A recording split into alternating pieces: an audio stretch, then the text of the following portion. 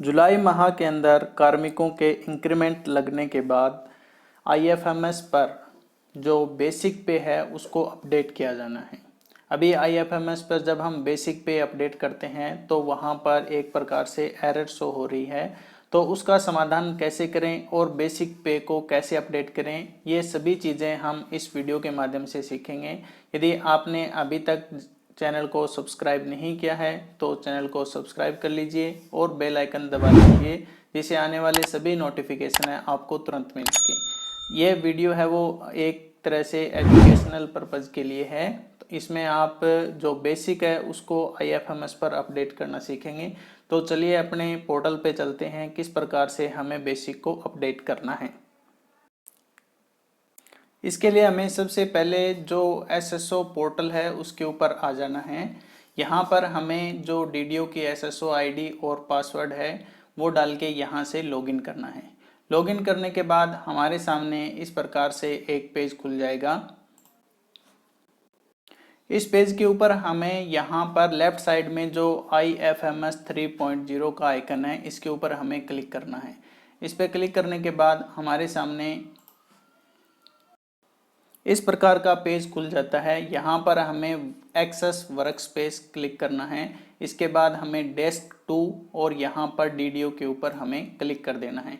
इसके बाद हमें यहाँ पर नीचे की तरफ जो एम्प्लॉय मैनेजमेंट दिखाई दे रहा है इसके ऊपर हमें क्लिक करना है। यहाँ पर क्लिक करने के बाद इस प्रकार से मेन पेज खुल जाता है। हमें यहाँ पर लेफ्ट साइड की तरफ आपको दिखाई दे रहा है एम्प्लॉय मैनेजमेंट। हमें सबसे पहले यहाँ पर एम्प्लॉय मैनेजमेंट के ऊपर क्लिक करना है। एम्प्लॉय मैनेजमेंट में क्लिक करने के बाद जब हम नीचे की तरफ चलते हैं तो यहाँ पर लिखा है एम्प्लॉय मॉडिफिकेशन। हमें यहाँ पर इसके ऊपर क्लिक करना है। यहाँ पर एम्प्लॉय मॉडिफिकेशन के अंदर सबसे नीचे की तरफ जाते हैं, तब यहाँ पर लिखा हुआ है पे एंटाइटलमेंट, इसके ऊपर हमें क्लिक करना है।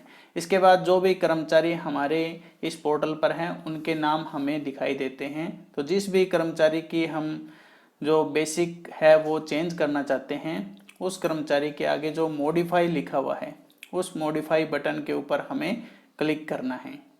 जब हम मॉडिफाई बटन के ऊपर क्लिक करते हैं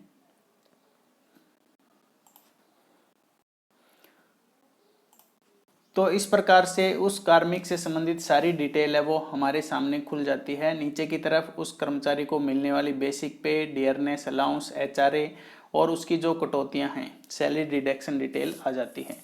हमें यहाँ पर जो 7th pay commission, date of entry in existing grade pay है उसकी डेट है और पे लेवल है, ठीक है। और उसके बाद जो हमें बेसिक पे है उसके ऊपर क्लिक करना है। यहाँ पर कर्मचारी की जो भी बेसिक पे हो रही है वो हमें 7th पे कमीशन का जो चार्ट है उससे भी मिलान कर लेनी है और इस रो के अंदर भी दिखाई देती है। उस बेसिक पे को हमें चेंज करना है तो उसको हमें यहाँ पर क्लिक कर देना है। उसके बाद डियरनेस अलाउंस पहले से भरा हुआ है और एचआरए अलाउंस भरा हुआ है इसमें, तो हमें यहाँ पर रिकैलकुलेट के ऊपर क्लिक करना है। इसके ऊपर क्लिक करने के बाद हमें नीचे की तरफ अपडेट पे एंटाइटलमेंट डिटेल इसके ऊपर आना है और यहाँ पर यस कर देना है। यस करने के बाद हमारे सामने इस प्रकार से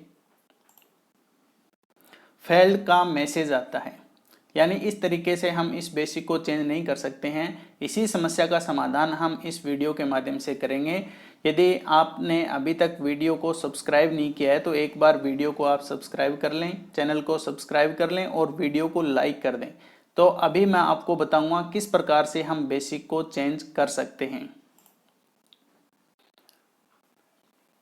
तो अब इस समस्या का समाधान हमें किस प्रकार से करना है, इसके लिए हमें सबसे पहले यहाँ पर नीचे की तरफ जो सैंक्शन लिखा हुआ है उसके ऊपर क्लिक करना है। सैंक्शन पे क्लिक करने के बाद हमें अलाउंस सैंक्शन इंडिविजुअल इसके ऊपर क्लिक करना है। यहाँ पर क्लिक करने के बाद जो कार्मिक है उनकी डिटेल खुल जाती है। यहाँ पर हमें एक बार क्या करना है, जो एचआरए है उसको डिलीट करना है। यहाँ पर हम इस एचआरए को यहाँ से एक बार डिलीट कर देते हैं। यहाँ पर कन्फर्म का मैसेज आएगा, हमें यस कर देना है। एक बार फिर दोबारा हमें यस कर देना है। यहाँ पर ये सक्सेसफुली है वो एचआरए डिलीट हो गया है।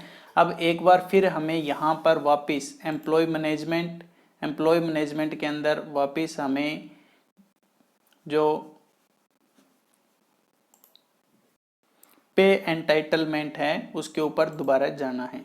यहाँ पर जाने के बाद हमारे सामने वापस सभी कर्मचारियों की लिस्ट खुल जाती है।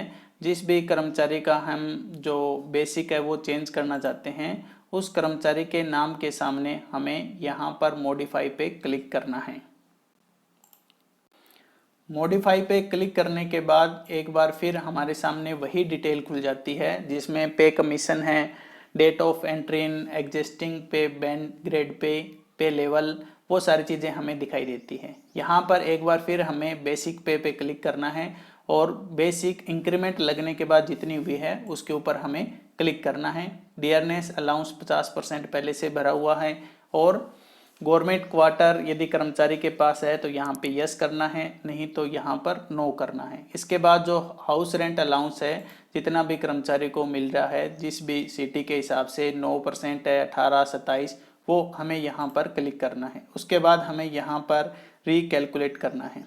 इससे पहले मैं आपको दिखा देता हूँ कि बेसिक चेंज होगी कि नहीं होगी। अभी देखो हमने यहाँ पर इनकी बेसिक है वो 82,700 82,700 की है और इनकी पहले जो बेसिक है वो 80,300 है। तो यहाँ से हमें रिकैलकुलेट करना है। यहाँ पर रिकैलकुलेट दबाने के बाद हमें यहाँ पर नीचे की तरफ अपडेट पे एंटाइटल डिटेल, इसके ऊपर हमें क्लिक करना है। यहाँ पर क्लिक करने के बाद हमें एक बार कन्फर्म करना है। कन्फर्म करने के बाद सक्सेसफुली जो बेसिक है वो चेंज हो गई है। अब हम दोबारा इस कर्मचारी की बेसिक यहाँ से दोबारा जाएंगे और देखेंगे एम्प्लॉय मैनेजमेंट, इसके बाद जो मॉडिफिकेशन और फिर पे एंटाइटलमेंट, यहाँ पर क्लिक करते हैं तो हमने जिस कर्मचारी की चेंज की थी उसकी अब हमें बेसिक देखनी है। यहाँ मॉडिफाई पे हम दोबारा क्लिक करते हैं तो अब हमारे सामने जो हमने 82,700 की थी वो बेसिक आ गई है और इसके अलावा जो HRA हमने डिलीट किया था वो HRA ऑटोमेटिक यहाँ पर जुड़कर आ गया है। अब दोबारा HRA ऐड करने की आवश्यकता नहीं है।